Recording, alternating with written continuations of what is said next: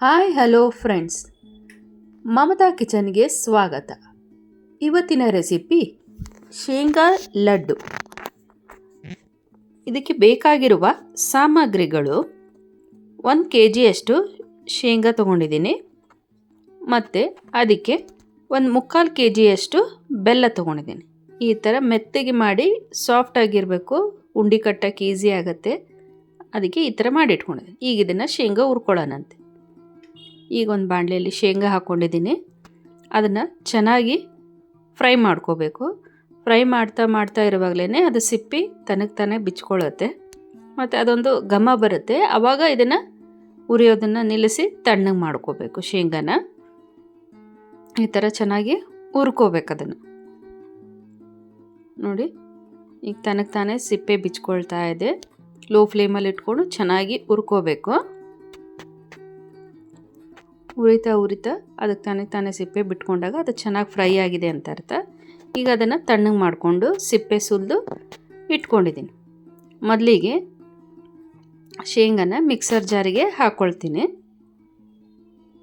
ನೋಡಿ, ಇದನ್ನು ಪಲ್ಸ್ ಮೋಡಲ್ಲಿ ಸ್ವಲ್ಪ ಮಿಕ್ಸರ್ ಮಾಡ್ಕೊಂಬರ್ತೀನಿ. ಈ ರೀತಿ ತರಿಯಾಗಿ ಇರಬೇಕು, ತುಂಬ ನೈಸು ಇರಬಾರ್ದು. ಮಧ್ಯ ಒಂದೊಂದು ಶೇಂಗಾ ಸಿಕ್ಕರೂ ಚೆನ್ನಾಗಿರುತ್ತೆ. ಈಗ ಇದಕ್ಕೆ ನಾವು ಏನು ಬೆಲ್ಲನ ಸಾಫ್ಟಾಗಿ ಮಾಡಿ ಇಟ್ಕೊಂಡಿದ್ದೀವಲ್ಲ, ಅದನ್ನು ಇದ್ರ ಜೊತೆ ಸೇರಿಸ್ಕೋತಾ ಇದ್ದೀನಿ. ಇದು ಈಸಿ ಮೆಥಡ್. ಇದು ನೋಡಿ, ಈ ಥರ ಮಿಕ್ಸಿ ಮಾಡ್ಕೊಂಬಂದಿದ್ದೀನಿ. ಬೆಲ್ಲ ಹಾಕಿ ಅದೇ ರೀತಿ ಮಿಕ್ಕಿದ್ದನ್ನು ಮಾಡ್ಕೊಂಡು ಬರ್ತೀನಿ. ನೋಡಿ, ಈ ರೀತಿ ಆಗುತ್ತೆ. ಇದು ಪಾಕ ಇಲ್ದಲೇ ಮಾಡುವಂಥ ಶೇಂಗಾ ಉಂಡೆ. ಇದು ಈಸಿ ಮೆಥಡ್. ಇದು ಎಲ್ಲರೂ ಮಾಡ್ಬೋದಂತ ಈಸಿ ಮೆಥಡ್ ಇದು. ಈಗ ಈ ಥರ ಸಾಫ್ಟಾಗಿ ಎಲ್ಲ ಮಿಕ್ಸಿ ಮಾಡ್ಕೊಂಡ್ಮೇಲೆ ಈ ಥರ ಕೈಯಲ್ಲಿ ನಮಗೆ ಯಾವ ಸೈಜ್ ಬೇಕೋ ಆ ಸೈಜಿಗೆ ಉಂಡೆನ ಕಟ್ಕೊಳ್ಳೋದು. ಇದೇ ರೀತಿ ಚೆನ್ನಾಗಿ ಕಟ್ಕೊತ ಹೋಗಬೇಕು.